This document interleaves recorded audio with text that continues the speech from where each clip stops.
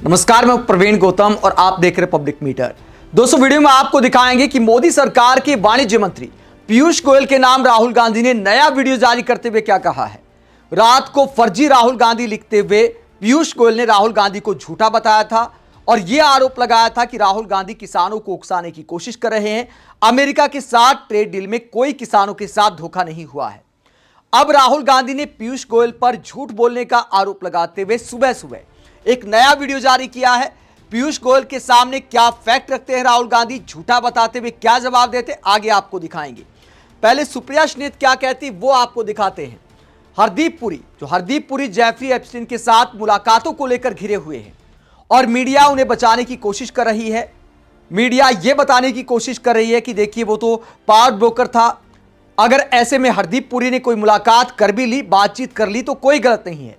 तो Supriya Shrinate Jeffrey Epstein का पूरा इतिहास बताती हैं कि आखिरकार ये आदमी कौन था और ऐसे घिनौने आदमी के साथ मुलाकात करने वालों को डिफेंड करना क्यों गलत है। सुप्रिया श्रीनेत पूरा इतिहास बताती है, मीडिया एंकरों का ज्ञानवर्धन करते हुए क्या कहती है, जरा सुनिए। आजकल एक नाम बहुत चर्चा में है, जेफरी एप्स्टीन। कोई उसे दरिंदा बुला रहा है, कोई उसे हैवान बुला रहा है। वो ऐसा कुकर्मी है जिसके साथ कोई शरीफ आदमी अपना नाम जुड़ा हुआ, अपना नाम उसके बगल में देखना नहीं कबूल कर सकता है। असल में तो जेफरी एप्स्टीन 21वीं सदी का सबसे बड़ा दरिंदा था। वो पहले अमेरिका में एक स्कूल टीचर था, मगर बाद में दुनिया के बड़े बड़े नेताओं और उद्योगपतियों का फाइनेंस मैनेजर बन गया। फिर उसने कुकर्म और हैवानियत का वो धंधा बनाया जिससे इंसान की रूह कांप जाए। जेफरी एप्स्टीन दुनिया भर के बड़े बड़े लोगों को अपने आलिशान private island Little Saint James में बुलाकर 10 से 17 साल की लड़कियों के साथ जमकर अय्याशियां कराता था। मेहमानों को ले आने ले जाने के लिए उसके पास प्राइवेट जेट और हेलीकॉप्टर भी मौजूद थे। जेफरी स्कूल में पढ़ने वाली गरीब परिवार की उन छोटी छोटी मासूम बच्चियों को टारगेट करता था जिन्हें पैसों की जरूरत होती थी। इन बच्चियों से वो कहता था कि हम तुमसे मसाज करवाएंगे, बदले में तुमको ढेर सारा पैसा देंगे।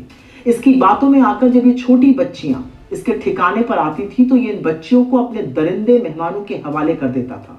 इन बच्चियों को अपने साथ पढ़ने वाली और भी लड़कियों को आइलैंड लाने के लिए कहा जाता था। पैसे के अभाव के चलते कुछ बच्चियां अपने साथ पढ़ने वाली दूसरी बच्चियों को भी ले आती थी, जिसके अलग से पैसे दिए जाते थे।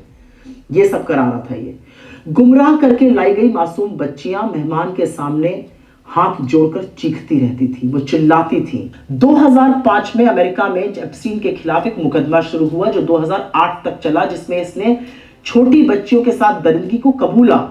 इसे जेल भी हुई, मगर बड़े बड़े लोगों की कृपा से कुछ ही महीनों बाद यह जेल से रिहा हो गया और वापस आकर इसने फिर से हैवानियत और दरिंदगी का व्यापार दोबारा से किया। फिर 2018 में मियामी हेराल्ड ने इसके खिलाफ एक रिपोर्ट छापी, द परवर्जन ऑफ जस्टिस। इस रिपोर्ट में बताया कि 2008 की डील में पीड़ितों को न्याय नहीं मिला था, जिसके बाद यह मामला फिर से खुला। जुलाई 2019 को एप्स्टीन को न्यूयॉर्क में फिर से गिरफ्तार किया गया।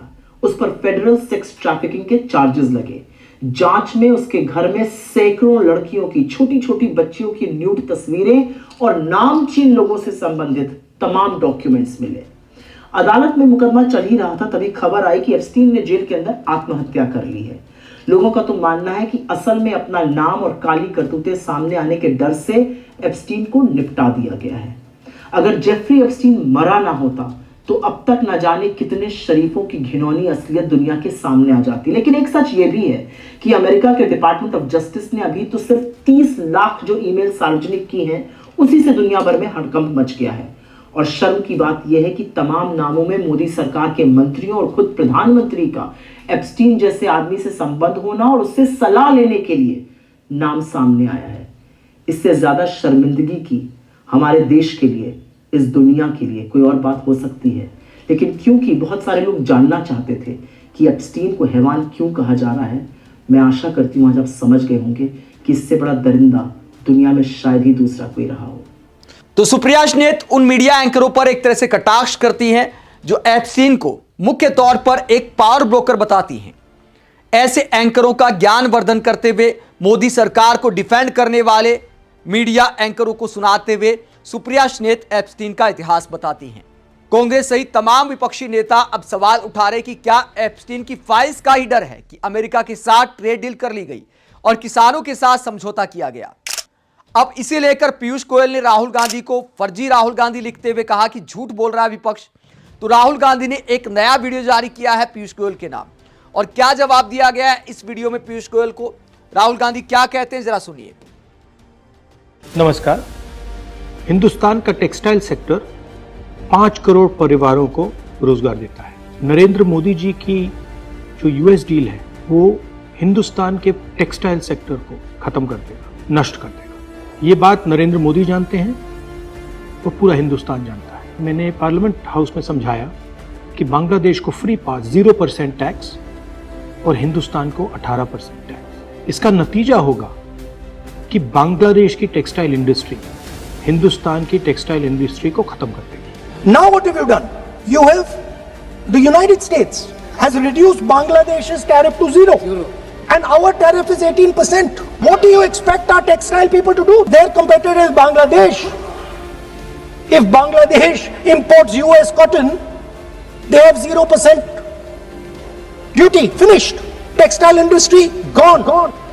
नरेंद्र मोदी जी के एक मंत्री ने बोला कि अगर हम भी यूएस कॉटन इंपोर्ट करेंगे तो हमें भी वो फायदा मिलेगा।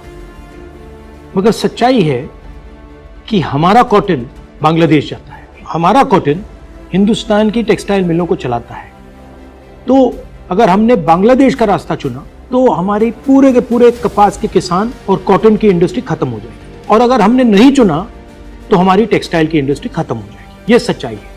पीयूष गोयल जी झूठ मत बोलिए। इसलिए मैं इसको सरेंडर कहता हूं क्योंकि ये डील या तो कपास के किसान को मारेगा या टेक्सटाइल इंडस्ट्री को मारेगा या फिर दोनों को उड़ा देगा। इनके मंत्री को यह भी नहीं मालूम कि बांग्लादेश अब हिंदुस्तान से कपास नहीं खरीदेगा और उन्होंने निर्णय ले लिया है कि वो यूएस से कॉटन इंपोर्ट करें। ये है यूएस डील, नरेंद्र मोदी जी की डील की सच्चाई। तो राहुल गांधी पीयूष गोयल को जवाब देते हुए यह आरोप लगाते हुए कि पीयूष गोयल झूठ बोल रहे हैं, डबल गेम का खुलासा करते हैं।